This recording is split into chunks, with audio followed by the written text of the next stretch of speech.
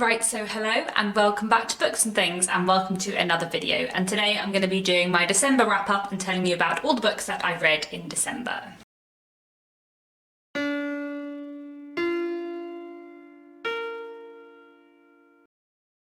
So in December I read 17 books. 4 of them were unpublished books that I read for work. I work for a publisher, but that means I have 13 books to talk to you about today. So I will start off, as always, with the classics. I read a couple of different classics this month. The one Victorian book I read this month was this. This is The Canterville Ghost by Oscar Wilde, which is a short story by Oscar Wilde about an American family who move to Britain and buy this old haunted English house. Everyone in the village tells them that this house is haunted, that they shouldn't live there, but they have no time for ghosts, and even when the ghost starts acting up and doing things, they manage to get in his way. And so we end up following the family and also the ghost, who is struggling with the fact that he is not able to carry out his usual ghostly duties. It is very funny, but also has quite a sweet ending, and I just really enjoyed it. Oscar Wilde is so great. This month I also read Thank You Jeeves by P.G. Wodehouse. This is one of the Jeeves and Wooster books. In general, I really enjoy the Jeeves and Wooster books. They are great fun, and they follow the stories and adventures and shenanigans of Bertie Wooster, who is an upper-class Englishman, and his valet Jeeves, who is quite a lot more intelligent than Bertie Wooster. This one was quite fun. I didn't enjoy it quite as much as some of the other Jeeves stories, partly because I think most of the Jeeves books I've read so far have been like sort of short story collections, and they do have sort of links between the chapters, but they're fairly episodical, and this was sort of like one narrative, and I think it was a little bit too long. I would also say that, like, previous to this one, I have found that the Jeeves books and stories haven't aged very badly, but this one did not age quite so well, but I still found it an enjoyable read. Jeeves and Wooster is always good fun. A modern classic I read this month was Cassandra at the Wedding by Dorothy Baker. This is an American classic from the 1960s, and I really loved it. This was a fantastic read.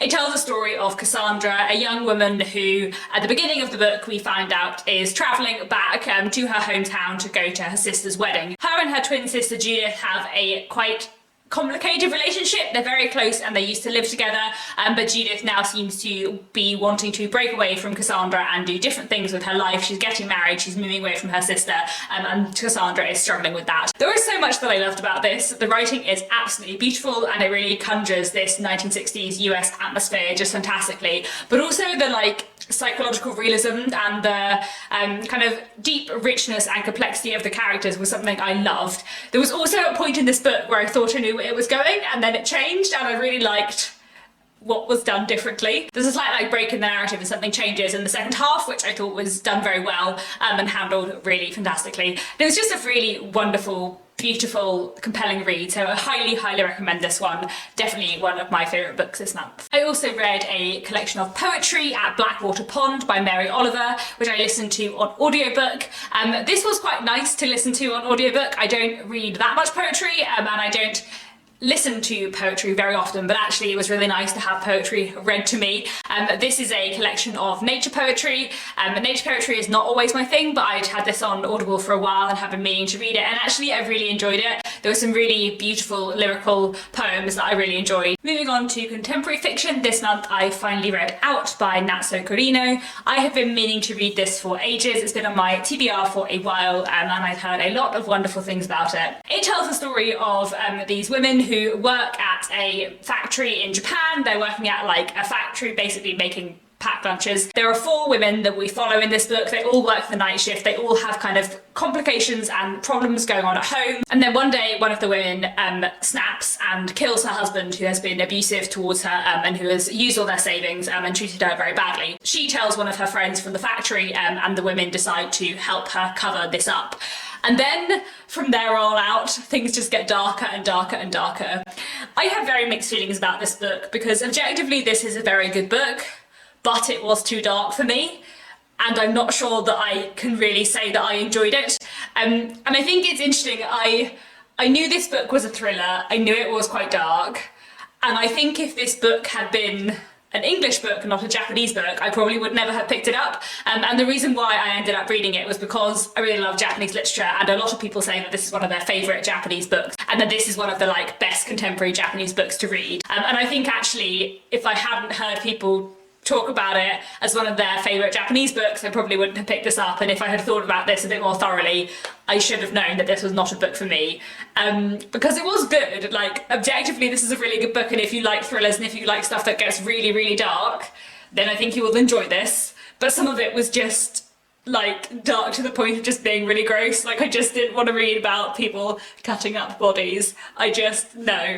No. Another book I have slightly mixed feelings on was this. This is Secret Passages in a Hillside Town by Pasi Jaskalainen. I do not think I'm pronouncing his name correctly, but I cannot find anywhere online a clear pronunciation guide for his name, so we're going to leave that there. This was a weird and interesting book. I read the author's book, The Rabbitback Literature Society, a few years ago and really enjoyed it, so I was quite looking forward to this. But this was quite odd and dreamlike, and I'm not sure that it always worked. So basically this is a novel which tells a story of a man. He's in his middle age, he's married with a child, and he works in a publisher's office where he's sort of a bit dissatisfied with his life. And then one day a woman who he used to know and used to be in love with contacts him on Facebook, and they kind of rekindle that connection and meet again. But there are lots more complicated things going on. We're not really sure about how they knew each other when they were younger, and that is bound up with some other things that we're sort of learning about in his memories but are a bit vague. And then there are things in this book which kind of like blend memory and dreams and reality in a way that is quite confusing. There were some things about this book that I really enjoyed. There's a lot of interesting exploration of gender in this book. I think the characterization in general is interesting, and some of the way it looks at memory is quite interesting too.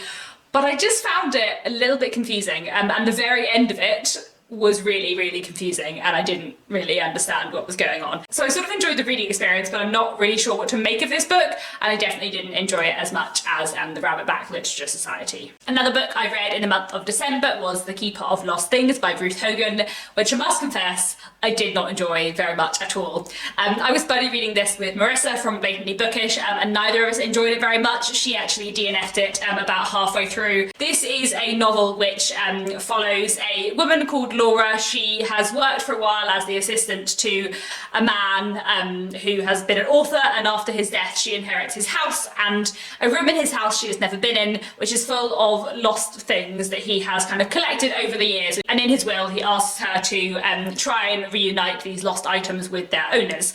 So there's kind of that plot line going on, and then there is also a plot line in the past following one particular character who has some link with one of the lost items, and then things kind of go on from there. There are some elements of this book I did enjoy. Throughout the book there are these kind of short stories which are about lost items, and I really, really enjoyed them, and I would have in a way liked to read a whole book of them. But around it I slightly struggled with this. I think I thought from the premise that it would be a lot more about the lost items and reuniting people with their lost belongings from their past, but actually that's a very small element of the book. The writing felt a little bit flat for me, and there were a few elements that I found quite problematic, especially the way this book looks at dementia and people with dementia in a very dehumanising way, which I did not like at all. Also, there's a magic realist element going throughout the book, with sort of ghosts and other magical things, which I didn't really feel worked, and also was tied up with something else that I felt was slightly problematic. So I just did not love this book, and yeah, I think this is one to be going to the charity shop and me never to read again, but there we go. Let's move on from that slightly negative note to three books that I absolutely loved. One was Rough Music by Patrick Gale, and this was the last book I read in the year, but I absolutely loved this. I really like Patrick Gale. This is the third book I've read by him, and I've really enjoyed everything by him that I've read. And this is a dual narrative. We're following in the present day a man called Will. In the beginning of the book, for his 40th birthday, Will's sister gives him a present to go to this holiday cottage for a few weeks in Cornwall, and Will goes there, and he takes with him his fairly elderly parents, one of whom his mother has dementia, and he takes them there for a holiday. So we're following kind of this plot line in the present day at this holiday home, and then we're also following a plot line going on sort of 30, 40 years before at the same holiday cottage, following another family who are on holiday there, and the family seem like they might be the same family, but you're not really sure. And basically everything goes on from there. It is a book about childhood and growing up. It is a book about family secrets and the kind of lack of communication between families. It is a book about love and marriage and the different kinds of love people can experience, and it is a book about sexuality and accepting yourself. There was so much I loved about this book. I thought it was really beautifully written. I love the way Patrick Gale writes about family. I think he just does it brilliantly.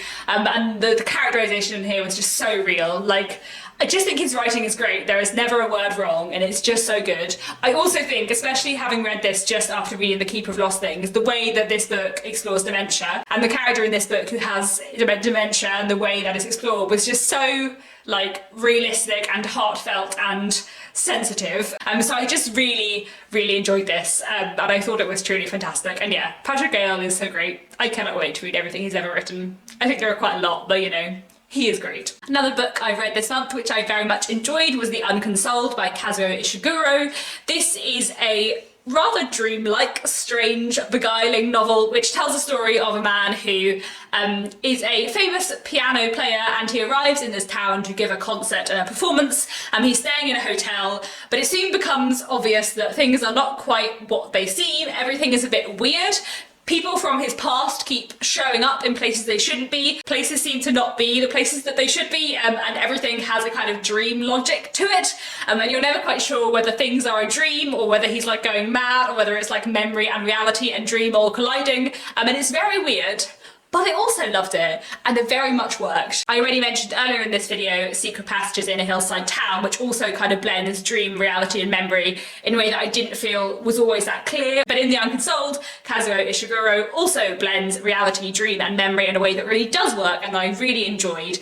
I wouldn't recommend this as the best place to start with Ishiguro's work, because it is quite confusing, and I think if I hadn't read so many books by him before and loved all the rest of his books, I wouldn't have like gone with it so easily. But actually, knowing his work, loving his writing, I just went with it and really enjoyed it. It was a weird book, but I really loved it, and it was great. So there we go. Another book I read this month was Homegoing by Yaa Gyasi, which I absolutely loved. This was one of my favourite books of the month, and definitely one of my favourite books of the year. This one has been called a novel and marketed as a novel, but in my opinion it is sort of a series of interconnected short stories, or maybe it is a novel told in the form of interconnected short stories. Basically what Homegoing does is that it follows a family line through time from the 18th century to the present day. So the first two stories of the book are following two half-sisters living in Ghana in the 18th century. One sister marries a slave trader and the other sister is sold into slavery, and then in the stories that follow, we follow their descendants, both in Ghana and in the US. Each story follows a different descendant of these two sisters until we get to the present day. I love this book so much. There is so much I loved about this. I think each individual story, for me, felt so complete and so perfect, and was such a wonderful short story on their own. Like, I think pretty much every story in this collection could have stood on its own, except perhaps the final two of the book. But I think up until the very ending, like, every story felt so unique and important on its own, and was such a clever and interesting story on its own, that made the whole like even more impressive. I love the range of things that I covered and explored. Not only is this a book that looks fantastically at African American history and the history of Ghana, but also it looks amazingly at like family and love and identity and emotion and people's ambitions and those ambitions being stifled. But also I love how hopeful a book it is. Like, Homegoing deals with so many traumatic and awful things happening to so many of these characters, but also like every story, even the saddest ones, have like these glimmers of hope in, which I really, really love. And I just thought it was fantastic, and it was so good. It was so good, and I just loved it a lot. One thing I will say as well is that I listened to this on audiobook, and I'm really glad that I listened to it on audiobook, because one of the complaints that I have heard against Homegoing is that a lot of people felt like each individual story was a bit too quick, or they didn't get to fully know the characters as much. And I think the fact that I listened to it on audiobook and therefore read it more slowly than I would have done if I'd read it in a physical form probably helped with that. So I would highly recommend the audiobook. I just love this book a lot. I thought it was so great. I really love fantastic historical fiction, and I really love books that look at like historical change over time, over a long period of time. I really love books that look at family, and I really love books that are novels told in the form of interconnected short stories. And there was just so many things about Homegoing that I loved. Moving on, I also read a couple of books for younger readers this month. One of them was The Lives of Christopher Chant by Diana Wynne Jones. This is one of her Chrestomancy books, which I'm working my way through and very much enjoying. This tells the story of a young boy who at night sometimes sleepwalks / dreams himself into other worlds, and we follow his adventures in these other worlds, and how that kind of reveals the magic abilities that he might have. It's very good fun, as all Diana Wynne Jones is. It's funny and it's witty and it's clever, and I just really enjoyed it. I also really liked Christopher Chant, the main character in this book, is also, when he's older, called Chrestomancy, and turns up in quite a lot of the other books, so it was nice to read his origin story effectively. It was very good fun. And then I also read The Glasstown Game by Catherine M. Valente. This is a children's book looking at the childhood of the 4 Bronte siblings and this place they invented called Glasstown, which they did write about. And this book basically follows the 4 Bronte siblings going into Glasstown and getting into all kinds of adventures there in a slightly Alice in Wonderland-esque way. This was really good fun and I really enjoyed it. It was entertaining and clever, and I liked the way that it characterised all the different Bronte siblings, and I think the way that it looked at gender roles within the siblings was really good. There's a lot of parts where Branwell feels that he has to be the one who has to protect them, and he feels this great sense of guilt and shame when he isn't able to, and I thought that kind of problematic Victorian masculinity was explored very well in here. The one thing I will say about this is that I really loved this as a Bronte fan, but reading this I felt that it was a bit young for me, because it's aimed at children, but I feel like the children who get the most out of this will not get all the Bronte references, so I sort of can't quite see who the perfect reader for this would be. However, I did really enjoy it, and I'm definitely looking forward to reading more by Catherine M. Valente in the future. This is the second book I've read by her, and I really enjoy her work. It's very imaginative in a really clever and wonderful way. Finally, I also read one non-fiction book in December, and that was At Home by Bill Bryson, which I listened to on audiobook.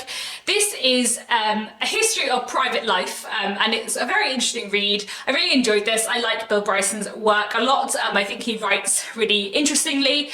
What I will say is that this wasn't exactly what I was expecting. It was a very tangential history of private life. It was not very focused, and it was very meandering and anecdotal, which I sort of should have expected having read some Bill Bryson before, but I think this is the farthest reaching Bill Bryson book I've read. So in that way, it kind of naturally lended itself to being quite tangential. So the other of his history books I've read is One Summer, which is all about 1927, and because everything he talks about is about 1927, it never feels like it strays that far from the point, whereas At Home kind of goes everywhere in a way that is very enjoyable. I just found it quite meandering, but I also found it a really interesting read, so I think if you just like Bill Bryson, you will probably enjoy it because it is an interesting read, but it was also not exactly what I was expecting. Anyway, those are all the books that I read in December. Please let me know down in the comments if you've read any of these books and what you thought of them. I'll be back on Thursday with my favourite books of the year video, which I'm very excited to make. And that's it for now. Thanks very much for watching, and I'll be back very soon with another bookish video.